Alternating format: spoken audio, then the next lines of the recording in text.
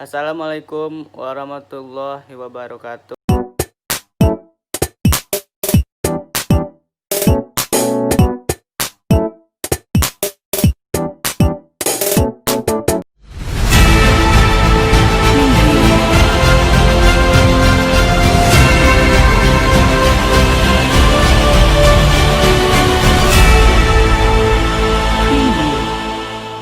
Halo teman-teman semua, kembali lagi dengan saya Muhammad Irfansyah. Baiklah, saya akan menemani waktu teman-teman semua 10 menit ke depan. Saya akan membacakan 3 berita yang ada di Kabupaten Siak, Kota Siak, Srendapura.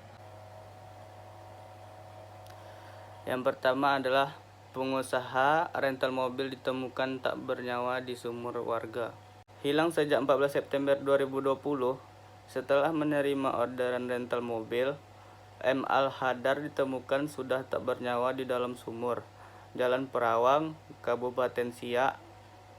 Pria 28 tahun ini mengapung di sumur dengan kedalaman 1, meter dari permukaan tanah.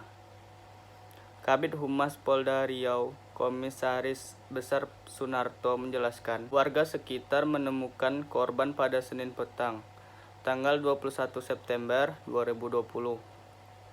Malam harinya dibawa ke Rumah Sakit Bayangkara, Polda Riau di Pekanbaru untuk diautopsi. Tugas medis dan penyelidik berhasil mengidentifikasi jenazah berdasarkan ciri-ciri fisik dan pakaian korban sebelum meninggalkan rumah. Petugas menyimpulkan ada kecocokan keterangan keluarga dengan jenazah. Keluarga yakin bahwa jenazah itu adalah korban yang hilang kontak beberapa hari yang lalu, kata Sunarto, Selasa siang 22 September 2020. Sunarto menjelaskan, sumur itu berada di rumah kontrakan warga di Dusun Sekermayang, Kampung Pinang, Kecamatan Tualang. Polisi yang mendapatkan informasi melakukan olah tempat kejadian perkara, selanjutnya mengevakuasi korban ke Pekanbaru. Saat ditemukan, jenazah pengusaha rental mobil ini dalam posisi mengapung. Sementara sumur itu sebelumnya ditutup beberapa pelepah sawit dan semak-semak.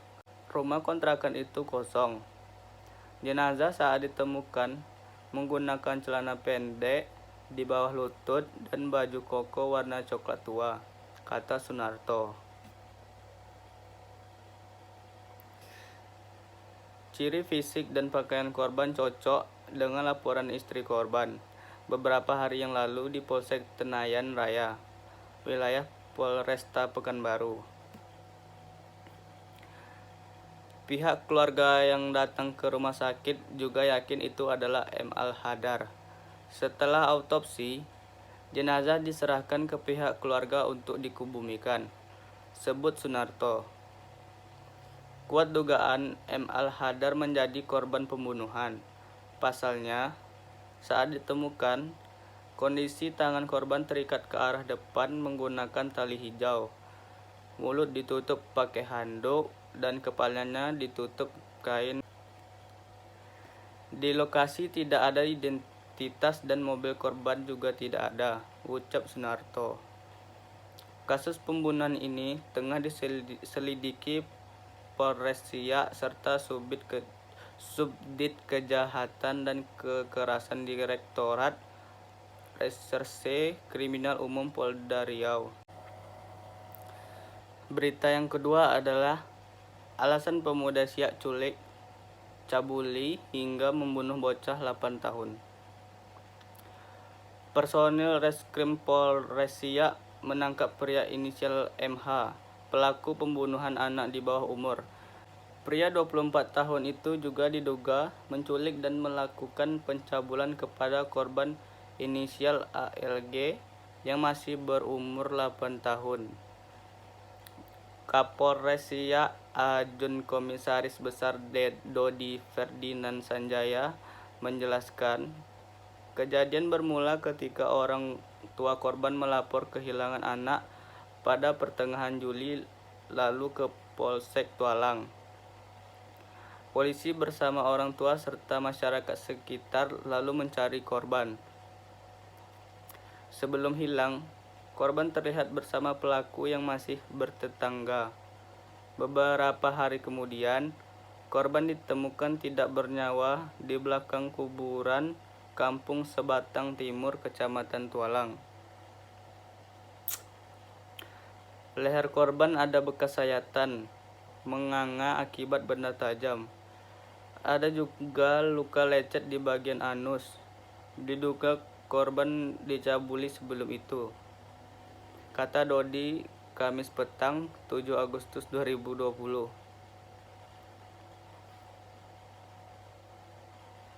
Beberapa hari kemudian, personel Polres Siak mendapatkan kabar pelaku berada di Kecamatan Lolovitu-Moy, Kabupaten Nias Barat, Sumatera Utara.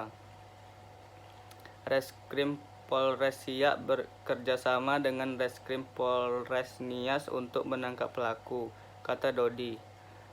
Pelaku tak menampik telah membunuh korban.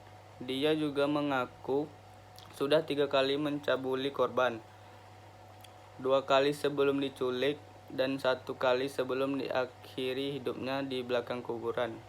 Pelaku sudah merencanakan pembunuhan ini karena menyiapkan pisau, ucap Dodi. Kepada petugas, pelaku mengaku nekat berbuat sadis karena sakit hati kepada orang tua korban. Dia mengaku sering dimarahi orang tua korban, bahkan sering memukulinya. Atas pencabulan dan pembunuhan ini, pelaku dijerat dengan pasal 82 ayat 1 Junto, pasal 80 ayat 3 Jungto, pasal 76E Undang-Undang Nomor 23 Tahun 2002 sebagaimana diubah dengan Undang-Undang Nomor 35 Tahun 2014 tentang Perlindungan Anak. Pelaku juga dijerat dengan pasal 300 Kitab Undang-Undang Hukum Pidana, ancaman hukuman penjaranya 15 tahun pidana dan paling berat hukuman mati, tegas Dodi. Baiklah, berita yang ketiga adalah pembalak liar menggunduli hutan menuju Taman Nasional Zamrud Siak. Hutan menuju Taman Nasional atau TN Zamrud di Kabupaten Siak digunduli pembalak liar di lokasi. Polres Siak menemukan rakit-rakit dari pohon alam yang ditebang untuk dikeluarkan dari negeri istana itu. Meski menemukan barang bukti ilegal logging, polisi tidak menemukan aktivitas manusia. Diduga pelaku sudah kabur karena tahu aksinya tersium aparatur setempat. Kapolres Siak Ajun Komisaris Besar Dodi Ferdinand Sanjaya menjelaskan, ratusan kayu ditemukan di kanal Kampung Rawa Mekar, Kecamatan Sungai Apit. Ada ratusan kayu gelondongan disita.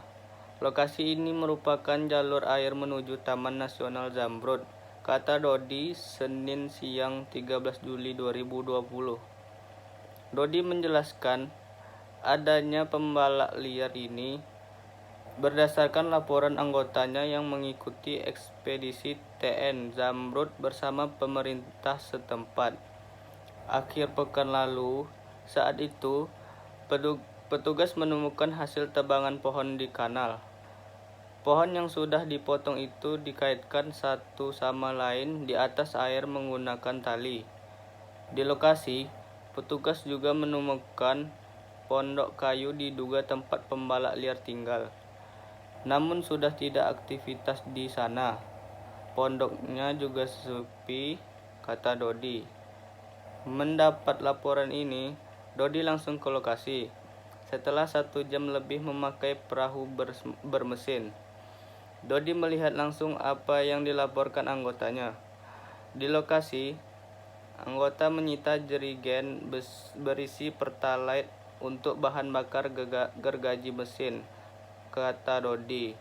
Dodi menjelaskan, lokasi pembalakan liar ini ada di hutan produksi terbatas. Hutan ini tergolong sulit ditempuh karena minimnya jalur darat. Untuk kayu yang disita, ada jenis mahang sebut dodi,